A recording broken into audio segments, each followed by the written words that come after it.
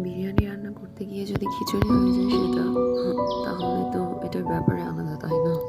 তাও আবার নিজে না, অন্য কেউ রান্না করলে।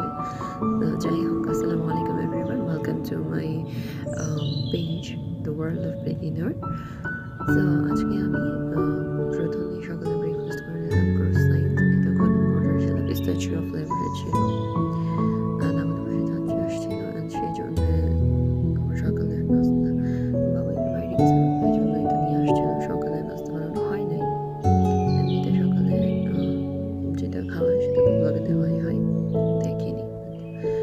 সো যাই হোক, তারপরে হচ্ছে গিয়ে বাবা মাছ কাটছিল। এই মাছটা খুবই মজার, ফ্রাই করে দেওয়া হয়েছিল আমাদেরকে।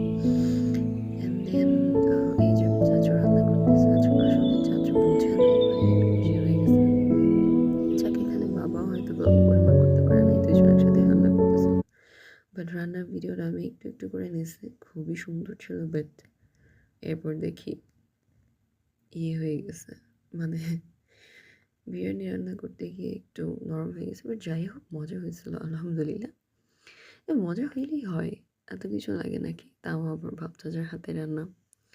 তো খুব ভালো হয়েছিল রান্নাটা। অ্যান্ড সাথে ছিল সালাদ, অ্যান্ড ওই দিন ছিল চাচুর বার্থডে, হ্যাপি নিউ ইয়ারের দিন।